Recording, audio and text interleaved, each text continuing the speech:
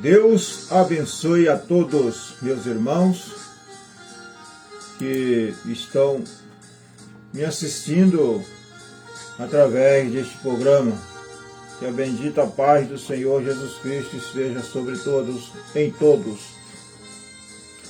Apocalipse, capítulo 2, o versículo 14, está escrito assim: mas umas poucas de coisas tenho contra ti, porque tens lá os que seguem a doutrina de Balaão, o qual ensinava Balaque a lançar tropeço diante dos filhos de Israel, para que comesse dos sacrifícios da idolatria e se prostituísse.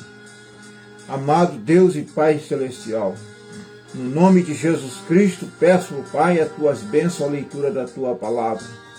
Peço em nome do Senhor a tua direção naquilo que vamos, ó Pai, expor nesta hora, nesta manhã, ou nesta tarde, ou nesta noite, dependendo do horário que alguém estiver me ouvindo, me assistindo neste momento, Pai. Eu venho pedir, venho rogar as tuas ricas bênçãos sobre todos nós, em nome de Jesus Cristo. Amém. Agora, não se pode ter uma estrutura nicolaíta na igreja e não ter também esta outra doutrina introduzida. Veja, se você tira a palavra de Deus e a moção do Espírito como meio ou meios de adoração, então importa que os que a palavra de Deus diz, importa que os que adoram, o adorem em espírito e em verdade. Agora, se você tira a palavra de Deus e a verdadeira doutrina do Espírito como meio de adoração, então é o que disse o Senhor Jesus Cristo: importa que os que me adorem em espírito e em verdade. Então terá que dar ao povo outra forma de adoração, como substituta. E substituição significa balaanismo. Se pretendemos entender o que é a doutrina de Balaão na igreja do Novo Testamento, é melhor voltarmos e vermos o que ela foi na igreja do Velho Testamento e aplicá-la a essa terceira era e a nossa era também, a qual nós estamos vivendo, e depois trazê-la de volta ao presente. O relato encontra-se em Números, capítulo 22 ao 25. Ora, sabemos que Israel era o povo escolhido de Deus, eles eram os pentecostais do seu dia. Eles tinham se refugiado sob o sangue, todos tinham sido batizados no Mar Vermelho e saíram das águas cantando no Espírito e dançando sob o poder do Espírito Santo, enquanto Miriam, a profetisa, tocava seu tamborim. Bem, depois de um certo tempo de jornada, estes filhos de Israel chegaram a Moabe. Você recorda quem era Moabe? Ele era filho de Ló, com uma de suas próprias filhas.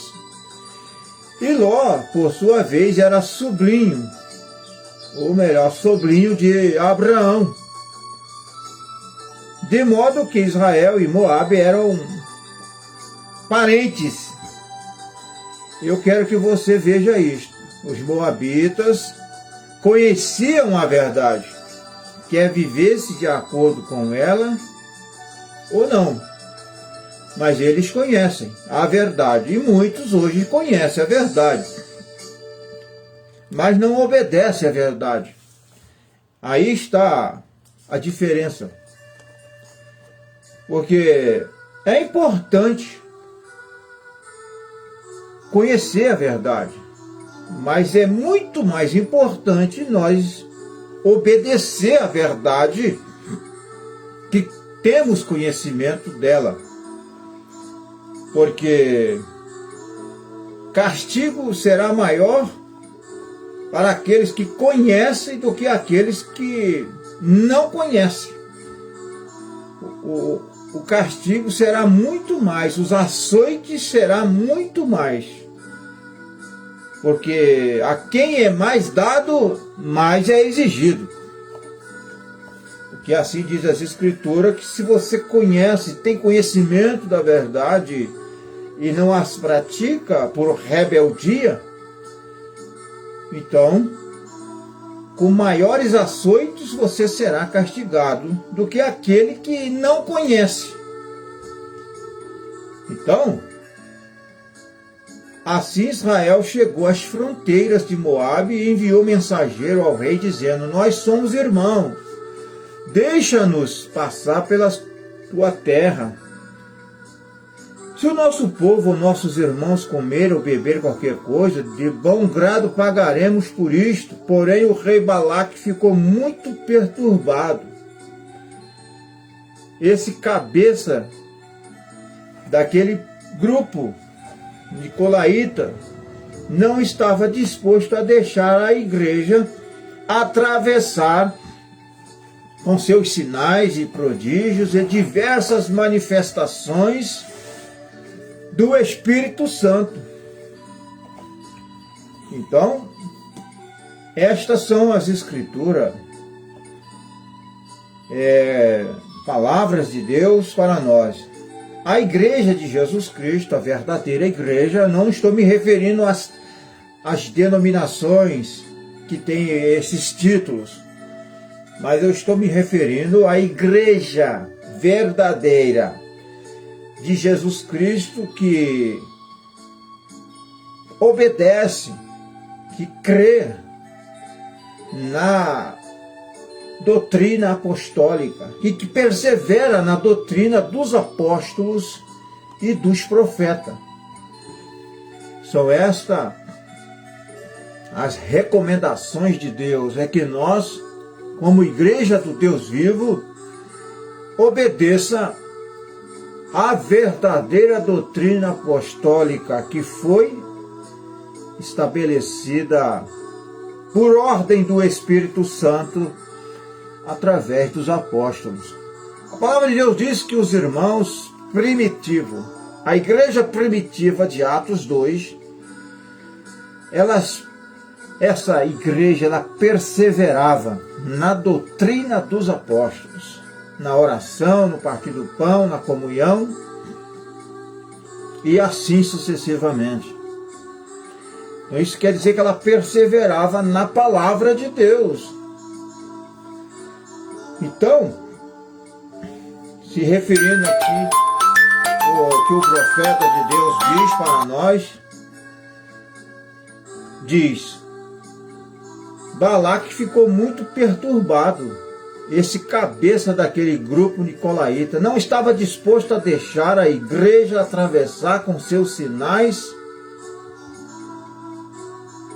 e prodígios, diversas manifestações do Espírito Santo, com suas faces brilhando com a glória de Deus. Era demais arriscado, visto que podiam perder alguns de sua gente, alguns dos seus membros. Assim Balaque recusou-se a deixar Israel atravessar. De fato, era tão grande o seu temor diante deles que ele foi a um profeta mercenário chamado Balaão. Aí nós temos a doutrina de Balaão. Ele pediu para mediar entre ele e Deus e rogar ao Todo-Poderoso para amaldiçoar Israel e torná-los impotentes. E Balaão, sendo ávido por tomar parte em assuntos políticos e tornar-se um grande homem, ficou muitíssimo alegre Então, isso atraiu a sua concupiscência, a sua cobiça, porque Balaão, ele amava o dinheiro. Então, porém, vendo que ele tinha que se aproximar de Deus, Balaão, e obter uma audiência com ele para que o povo fosse amaldiçoado, como não podia fazê-lo de si mesmo, foi perguntar a Deus se podia ter sua permissão para ir. Agora, isso não é exatamente igual aos nicolaítas que temos conosco hoje. Eles amaldiçoam qualquer um que não segue o caminho deles. Aqueles que não concordam com eles, aqueles que não pertencem ao seu grupo, e assim sucessivamente. Considera como desviados simplesmente porque não segue o seu grupo, não pertence ao seu grupo. Mas o importante é nós estarmos convictos e firmados no que é verdadeiro, a palavra de Deus. Quando Balaão pediu a Deus permissão para ir, Deus lhe recusou. Que coisa, isto doeu. Porém, Balaque insistiu, prometendo-lhe ainda maiores recompensas e honra. Assim Balaão foi de novo a Deus. Ora, uma só resposta de Deus deveria ter sido suficiente, mas não para o rebelde Balaão e nem para os rebeldes Balaões de hoje em dia. Quando Deus viu sua perversidade, disse-lhe para se levantar e ir. Rapidamente ele selou a jumenta e foi embora. Ele deveria ter percebido que esta era apenas a vontade permissiva de Deus. A vontade permissiva de Deus traz consequência e que ele não poderia amaldiçoá-los, ainda que fosse 20 vezes e tentasse 20 vezes. Quão semelhante Balaão é o povo hoje. Eles creem em 3 deuses. São batizados em títulos em lugar do nome, e todavia Deus envia o Espírito sobre eles, como enviou sobre Balaão, e eles continuam crendo que estão exatamente corretos, e eis que são, na realidade, perfeitos balaanitas. Veja a doutrina de Balaão, siga avante de qualquer maneira, faça a sua maneira, é assim que eles dizem. Deus nos tem abençoado, isto tem de estar correto, assim pensam eles. Eu sei que Ele tem abençoado vocês, eu não nego isto, porém é a mesma rota organizacional que Balaão tomou. É desacato à palavra de Deus. Eles têm desacatado a palavra de Deus, ignorado a palavra de Deus voluntariamente. É falso ensinamento destes Balaões modernos dos nossos dias, da era de Laodiceia.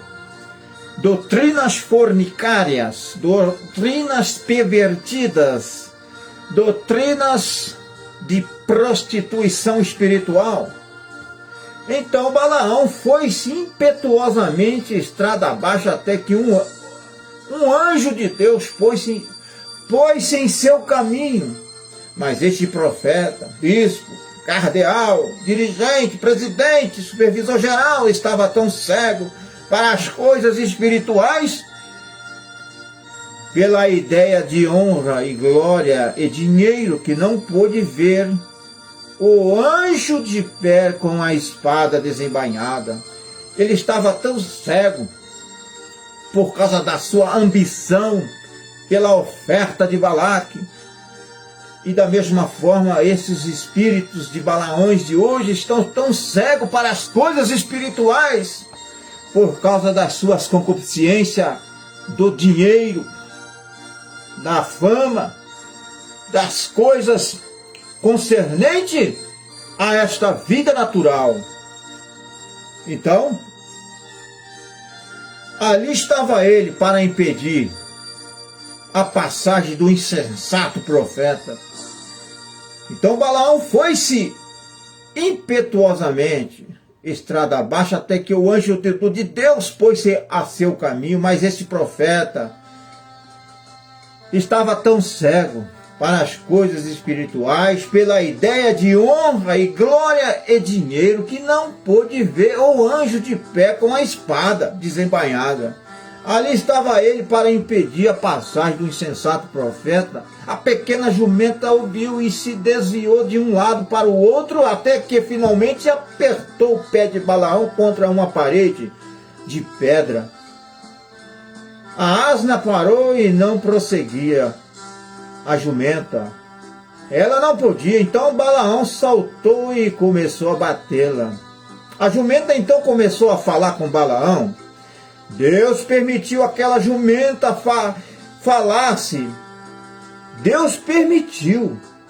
Abriu a boca daquela jumenta para que aquela jumenta falasse numa língua humana. Aquela jumenta não era híbrida, ela era semente original. Ela disse ao profeta cego: porventura não sou a tua jumenta e não tenho carregado fielmente?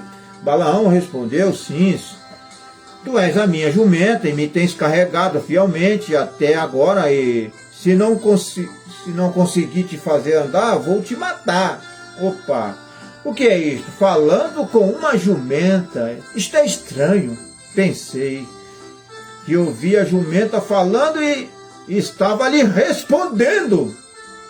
Deus sempre tem falado em uma língua. Ele falou no banquete de Belsazar e depois no Pentecoste. Ele está novamente fazendo isso hoje. Deus está falando através de sua palavra. É uma advertência de breve juízo vindouro. Então o anjo tornou-se visível a Balaão. Ele disse a Balaão que se não fora pela jumenta naquele momento, ele já estaria morto por tentar a Deus. Mas quando Balaão prometeu voltar, ele foi enviado com a admoestação de dizer somente o que Deus lhe desse a fazer, a falar. Então Balaão foi e erigiu 7 altares para os animais limpos do sacrifício. Fundamentalmente ele estava correto. Ele matou um carneiro, significando a vinda do Messias. Ele sabia o que fazer para se aproximar de Deus. Ele tinha a mecânica exatamente correta, mas não a dinâmica. A mesma coisa hoje, você não pode ver isto. Nicolaítas, ali estava Israel, lá embaixo, no vale, oferecendo o mesmo sacrifício, fazendo as mesmas coisas, porém só um tinha os sinais acompanhando. Só um tinha Deus em seu meio. O formalismo não levará você a nada. Ele não pode tomar o lugar da manifestação do Espírito. Onde está hoje as manifestações do Espírito Santo prometido na palavra de Deus? Porque assim como está escrito nas Escrituras, há 9 manifestações do Espírito Santo, os quais são 9 dons espirituais. Foi isso que aconteceu. Agora, em Niceia, eles fizeram prevalecer a doutrina de Balaão, não a doutrina de Deus. E tropeçaram. Sim, eles caíram, tornaram-se homens mortos. Depois que o sacrifício foi feito, Balaão estava pronto para profetizar, porém Deus amarrou sua língua e ele não pôde amaldiçoá-lo. Ele, Balaão, os abençoou, porque ninguém pode amaldiçoar aquele ou aquela que Deus tem abençoado. Esta é a verdade das Escrituras. Balaque ficou muito irado, mas não havia nada que Balaão pudesse fazer quando a profecia. Não. Ninguém pode. Um profeta de Deus, ou um profeta, seja quem for, se ele realmente fala pelo Espírito Santo, ele vai profetizar somente aquilo que é a vontade de Deus. Ainda que ele seja um falso, mas se ele tem o dom da profecia, ele vai profetizar a vontade de Deus, porque é o Espírito Santo que está profetizando através de seus lábios. Então Balaque ficou muito irado, mas não havia nada que Balaão pudesse fazer quanto à profecia de Balaão. A profecia de Balaão estava correta. O que estava errado foi a doutrina de Balaão, mas a sua profecia estava correta com a palavra de Deus. Ela tinha sido falada pelo Espírito Santo. Então Balaque disse a Balaão para descer lá embaixo no vale e observar a retaguarda deles para ver se não havia talvez alguma maneira depois de poder amaldiçoá-lo. As táticas que Balaque usou são as mesmas táticas que eles usam hoje. As grandes denominações olham com desprezo os pequenos grupos e qualquer coisa que acham entre eles para constituir um escândalo. Eles a ressaltam e expõem em alta voz. Se as pessoas modernas vissem ou vivem em pecado, ninguém diz nada a respeito. Porém, deixe um dos eleitos meter-se em apuro e cada jornal criticará isto por todo o país. Sim, isso é verdade, isso tem acontecido. Até mesmo em nossos dias. Israel tinha sua retaguarda. A parte carnal, eles tinham o seu lado que não era digno de louvor. Israel. Como nós temos, cada um de nós temos a nossa parte carnal que não é digno de louvor. Eles tinham o seu lado que não era digno de louvor.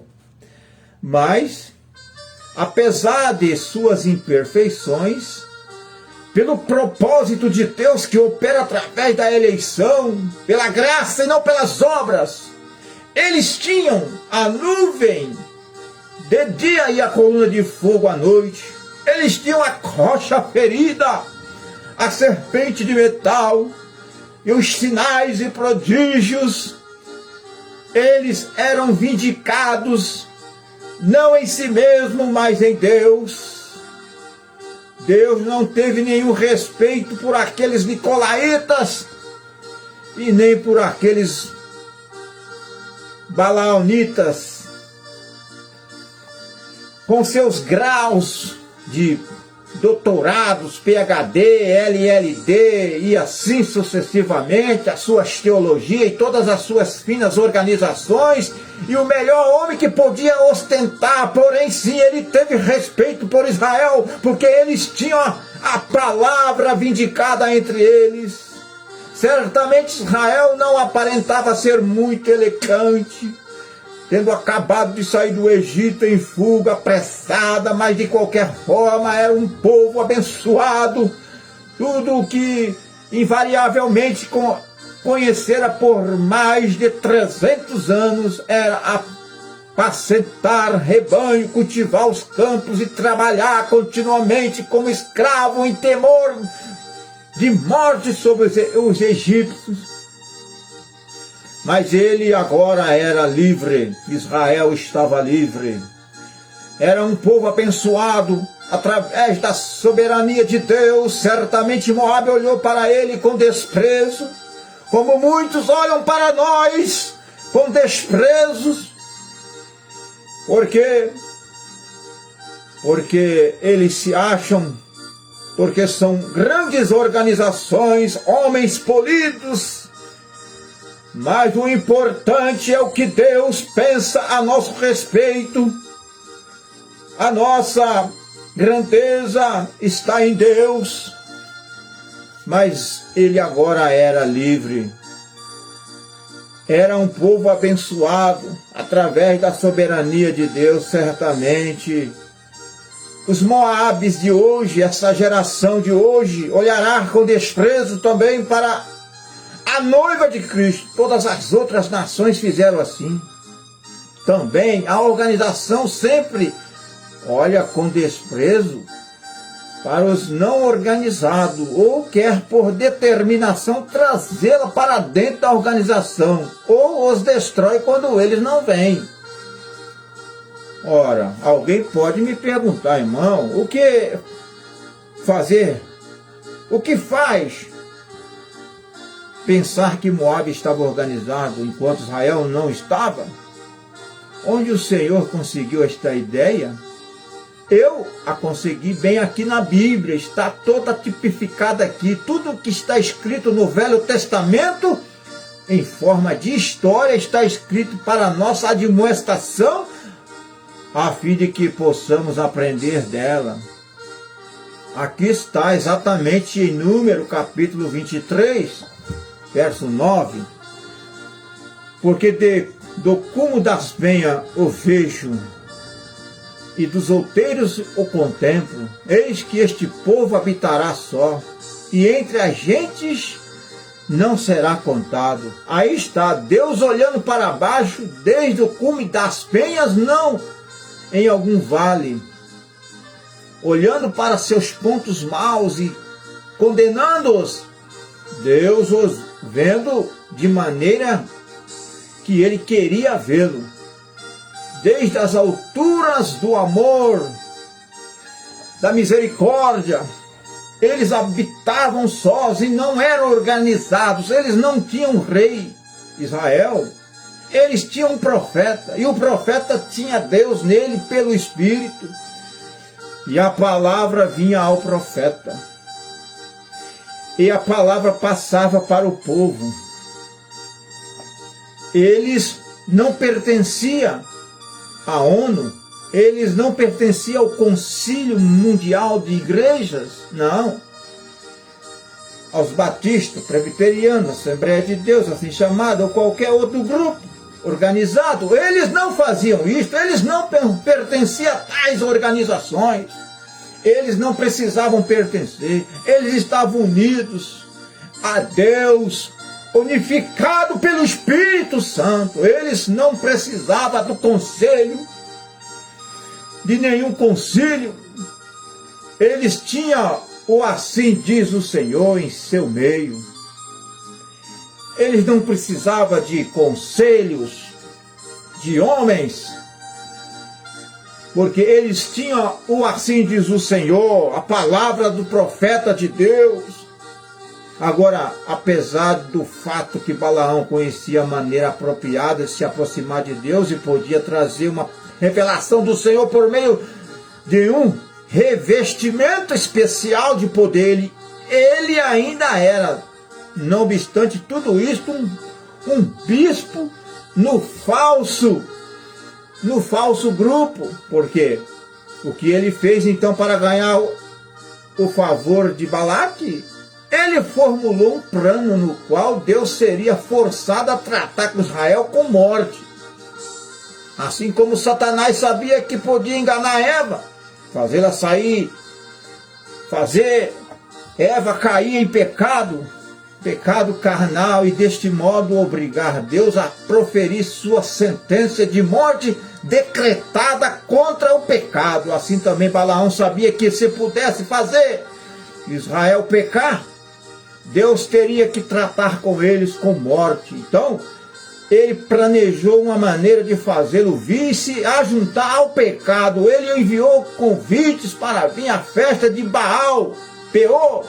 Venha e adore conosco. Ora, Israel sem dúvida vira as festas dos egípcios. Portanto, eles sentiam que não era tão errado ir apenas olhar e talvez comer com o povo. Afinal de contas, o que é de errado em ter companheirismo?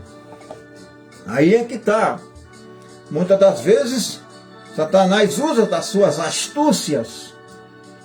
Nós devemos, assim eles dizem, amá-los. Não devemos, senão como podemos ganhá-los?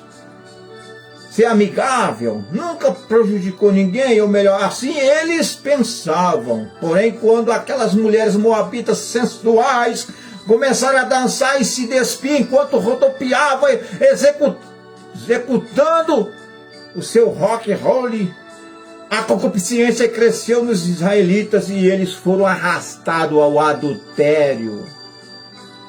E Deus com ira matou 42 mil deles, ou 23 mil deles, em um só dia. Então, isto é uma realidade histórica que aconteceu. E isso foi o que Constantino e seus sucessores fizeram em Nicéia. Depois de Nicéia, eles convidaram o povo de Deus para a convenção. E quando a igreja sentou-se a comer e levantou-se para afogar, participando de formalismo, cerimônia e festas pagãs da igreja, nomeadas segundo ritos cristãos, ela caiu na armadilha. Ela tinha cometido fornicação e Deus saiu fora. Quando qualquer homem se desvia da palavra de Deus e se une a uma igreja, em vez de receber o Espírito Santo, esse homem morre morto. É morto espiritualmente. É assim que ele está. Não se una a uma igreja. Não entre em nenhuma organização. Não faça isso. E não fique enredado com credos e tradições, nem com ismos, nem com qualquer coisa que tome lugar da palavra e do Espírito. Caso contrário, você está morto. Tudo está acabado. Você está morto. Eternamente separado de Deus.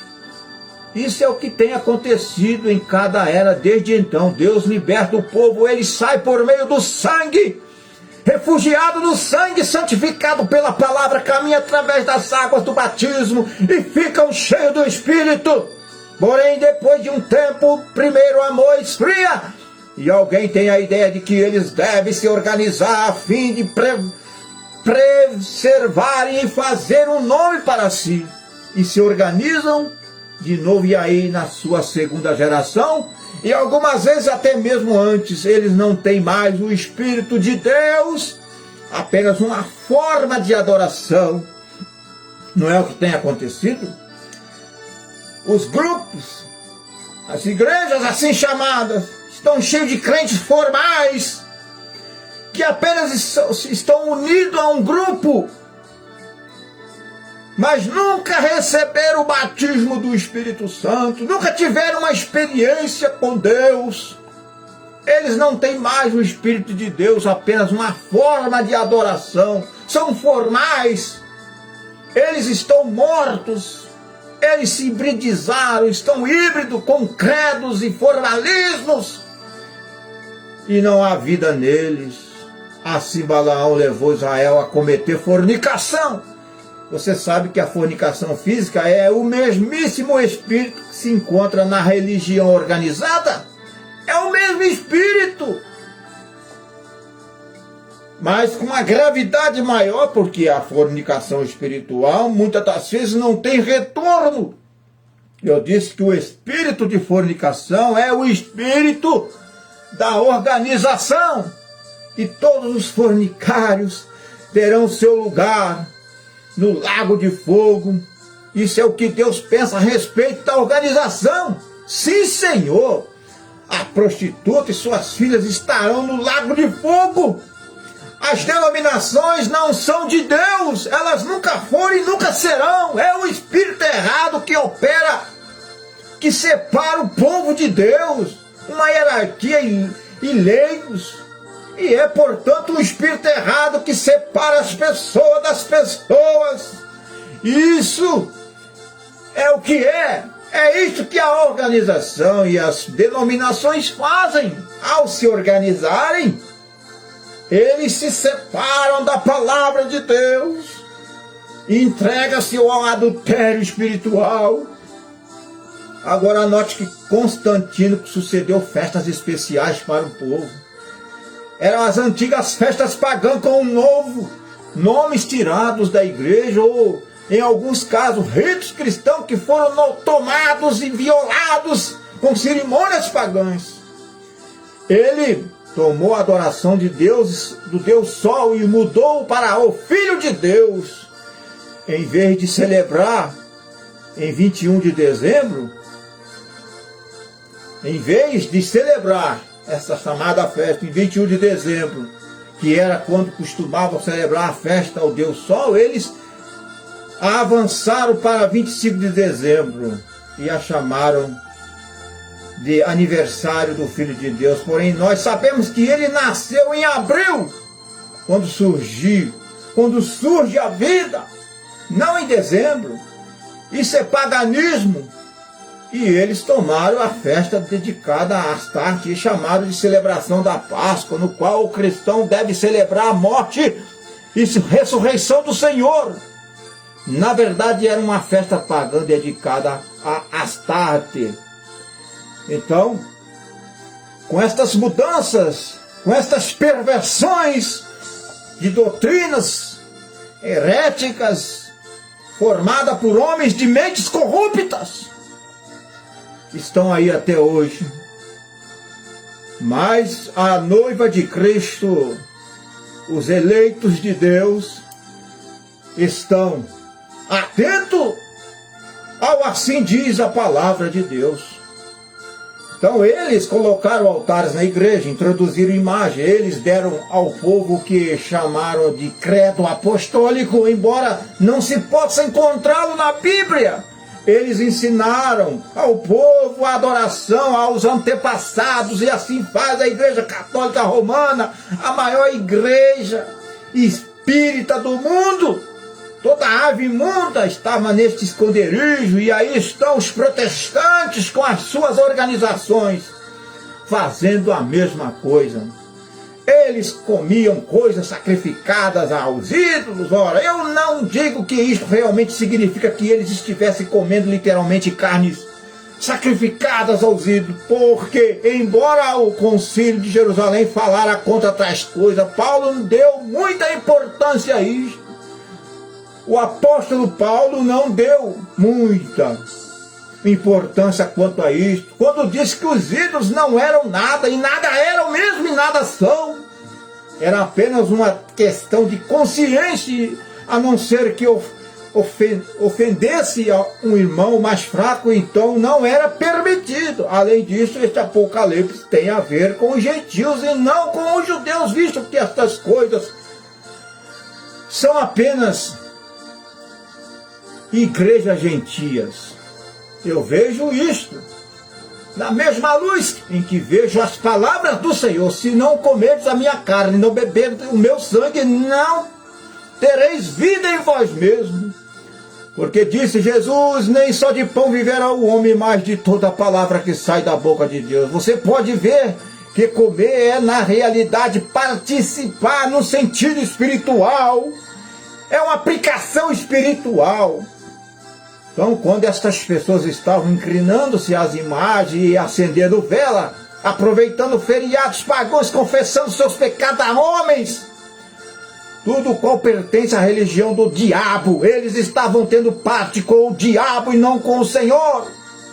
Eles estavam com idolatria, quer admitisse, quer não, eles podem falar o quanto quiserem com os altares e incensos, são apenas para lembrá-los das orações do Senhor, ou o que quer que ache que isso significa. Porém, dizer que quando oram diante da imagem é simplesmente por questão de ênfase, e que quando confessam ao sacerdote é na realidade a Deus o que estão fazendo em seu coração. E quando dizem que o sacerdote os perdoa, é apenas que eles o estão fazendo em nome do Senhor. Eles podem dizer o que queira, porém eles estão participando da bem conhecida religião satânica babilônica, e têm se unido aos ídolos e cometido fornicação espiritual, e que significa morte. Eles estão mortos, os que tais coisas praticam, e aqueles que consentem em tais coisas, conhecendo a verdade. E assim a igreja e o Estado se casaram, a igreja se uniu com os ídolos, com o poder do Estado, a apoiá-los, eles sentiram que agora o reino de Deus era vindo e a vontade de Deus fora imposta sobre a terra. Não admira que a Igreja Católica Romana não esteja esperando o retorno do Senhor Jesus. Eles não são